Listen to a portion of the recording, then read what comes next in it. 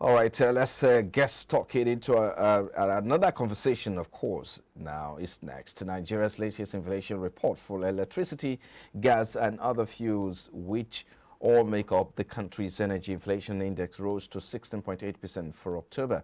This is the highest rate since March 2017, when the rate stood at 18.9%. The inflation rate for this category increased to 16.8% in October 2022 from 16.4% in September. The cost of paying for petrol, kerosene, and diesel rose from average 200 naira, now selling at around 800 naira per litre for diesel, while kerosene is selling as high as 950 naira at the pump, according to the NBS. While the increase in the cost of importation due to the persistent currency depreciation and a general increase in the cost of production continues to tighten, the daily energy consumption by Nigerians has continued to bite harder.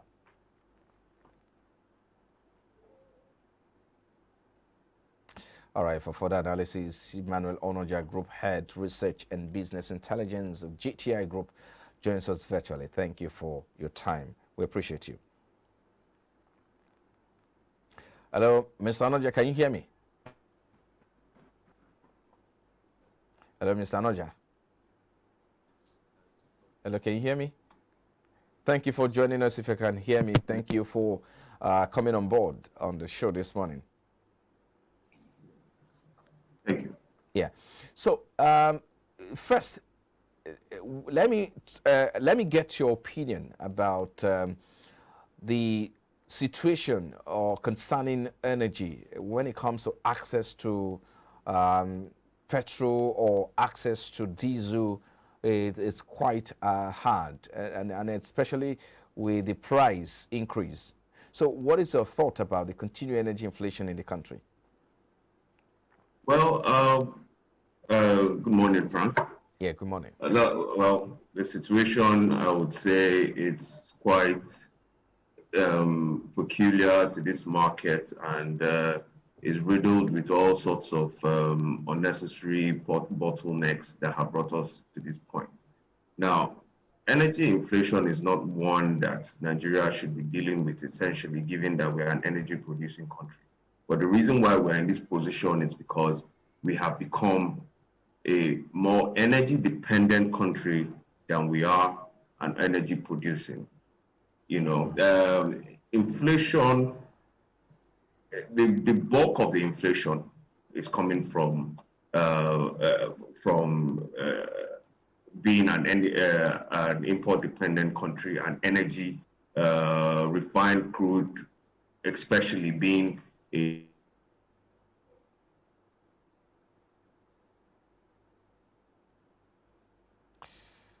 Can you hear me?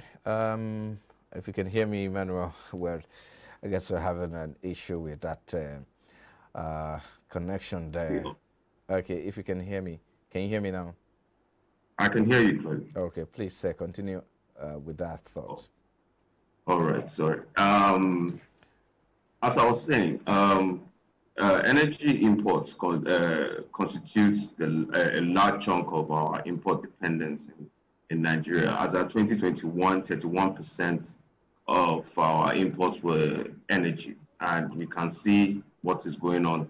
That is the position we still are in, because our local refining capacity is almost absent. So, and we are in a situation where the dollar is wreaking havoc in various economies, and Nigeria not exempted. We have seen a devaluation in our currency.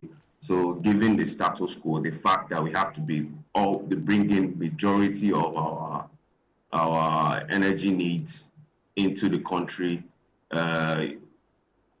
coupled with a devaluing currency, I mean, it is inevitable to see how we can actually escape this unwanted price increase in energy. Okay.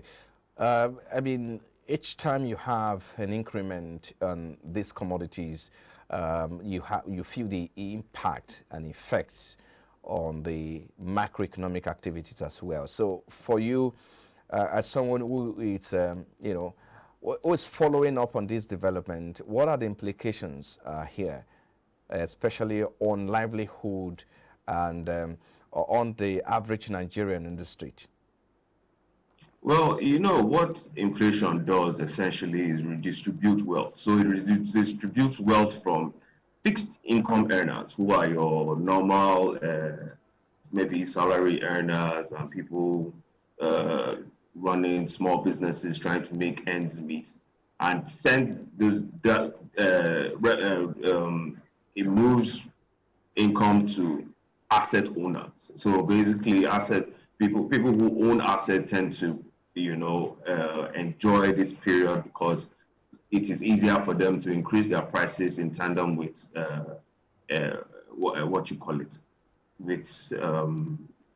with inflation prices. And what this does is we're essentially moving. In the case of Nigeria, we know that most of the fixed assets owned are properties. So basically, and fixed assets are such that they are dead assets in some sorts, because except you're putting it into other productive use, it doesn't really produce. So we are moving money into dead assets, that essentially money that should be moved, that could be used as factors of production, are now being moved into asset classes that have no real economic benefits. So basically, essentially what it is that it's going to cost me more to live here or to run my office from here. So, and the implication of that is that it's an opportunity cost. So if the money were to be put into productive use, it could have created more employment and more or less substitute some of these goods that we are highly dependent on and that we bring into this country. However, we are now parking the money in asset classes that are not really relevant. But the popular.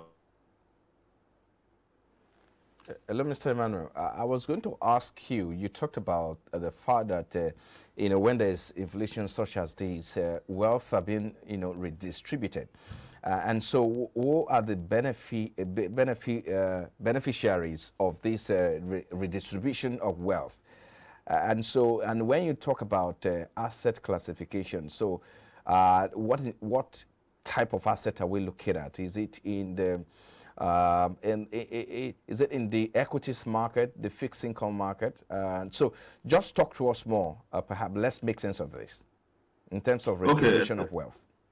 Yes, essentially what I mean is, so because prices are going up, as a salary earner, for instance, my money is buying me less, right? But whoever is providing me with those, and in this case, let's use a house. You're a rental. You rent where you live. It is because your landlord owns the property. He doesn't need to make any new adjustments. He doesn't need to add any amenities. All he needs to do is increase prices because it is costing him more to do some other things. However, as the tenant who is just solely dependent on your salary, your income is not. I mean, given the current trends, incomes aren't really rising. Especially in tandem with inflation. So what happens is that a large chunk of your income will go away for no real increased utility. So essentially, you are paying more for the same thing but this time you're paying higher. But you're paying higher, but your landlord doesn't cost your landlord anything to charge you an increased amount. So your landlord is an asset owner, right? So he this period benefits him, but you as a salary earner, you tend to lose more in this period. And most of this it is more inclined to people who own properties as opposed to other security classes like Okay. you have. Permit me to jump in here. I mean, some people have argued that this is a global trend as all countries have continued to witness surging energy costs as well. And so, do you stand on that same position, or do you hold different opinion? Well, as much as it's one of the contributor, it is not. This is a peculiar problem. There's a structural problem we have in Nigeria. If we want to look at this, inflation has risen steadily for 7 years. So between 2015 and 2022, inflation has risen based on NBS numbers, 157%. And yes, we might be experiencing global shocks by trying to price out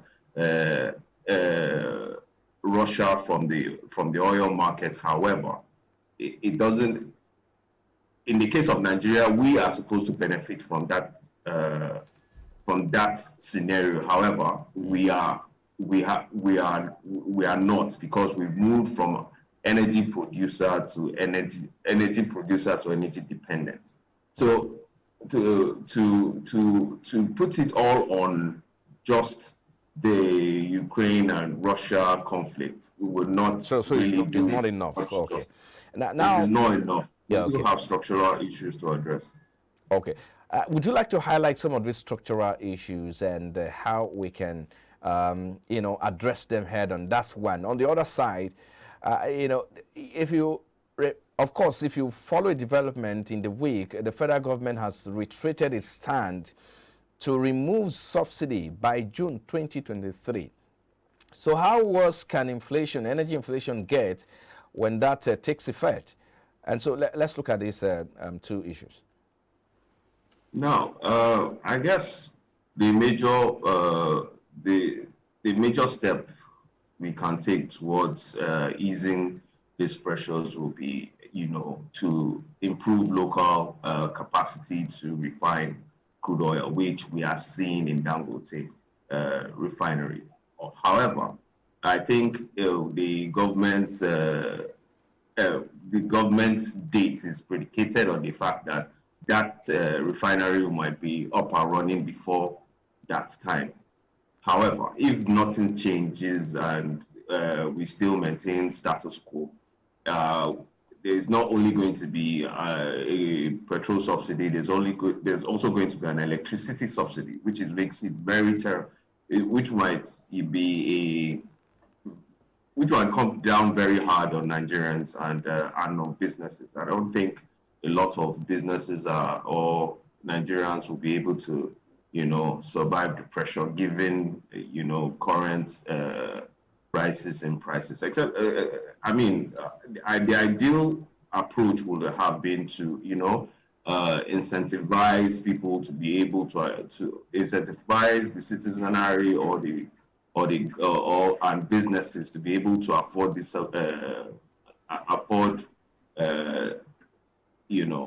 to their perhaps the impact of inflation by the time. The impact of inflation, exactly. So we have a situation. What we're experiencing currently is a cost push inflation. So a lot of our inflation problems are imported, right? Okay. Because we are an import-dependent country. Now, to be able to resolve that, we have to build local capacity to be able to create substitutes for a lot of these things that we bring to the country. So, and Emmanuel, I guess interruption there, but I think you just have to. We're going to wrap up now, looking at the fact that Nigeria is pursuing an energy transition plan at the moment. So I wanted to ask you, what are some of the things do you think you can begin to look at to put in place, especially now that inflations are here to stay and they are not ready to go away anytime soon, except we address some of these structural problems. So I want to ask you the things that we can look at the moment to address or to cushion, the immediate effects of this transition. Are you there? Hello, Emmanuel. Can you hear me? Well, I guess we lost touch with Emmanuel. But we'll have to call it, a day. But I wanted to wrap up, just to hear what you have to say on that note before we wrap up. But I mean, the internet, will still have to have its way. Okay. Thank you so much for. Okay, are you there? For that. Are you there? Yes, I am. Okay. Yeah, okay. Since you are here, let's wrap up on that note. I want to get your thoughts on these. I remember that Nigeria is pursuing energy transition at the moment. So I wanted to get your opinion, what you think we can begin to look at to cushion the effect of that, especially the inflation, energy inflation now, what we should be looking at to address some structural problems. Let's wrap up with that. Yeah. Well, I would say, I still go back to my point to have to be, there's no way out of it. We have to boost our local capacity so that we are not highly dependent on imports for especially energy needs. Gas, for instance, 70% of gas is imported, hence the rise, and that is a deregulated market. So is diesel, and we have seen what it has happened. So I think a lot of it will be in the area of trying to cost by increasing investments in refining capacity locally, so that we are not overly dependent on foreign refiners to be able to solve our energy needs. I think we'll have to leave it there. Thank you for your time. Emmanuel Onoja is the Group Head, Research and Business Intelligence at GTI Group. Thank you for your time on Business Breakfast. Thank you, Brother Frank. Yeah, you have a great day. Still to come after the break, President Muhammadu Buhari launches Nigeria's Vision 2050. Says the plan is a replacement for Vision 2020 agenda, which expired 2 years ago, as the government seeks to increase the country's per capita gross domestic product to $33,000. Oh, this is our focus next on the show as we take a closer look at prospect for growth ahead. Please stay with us.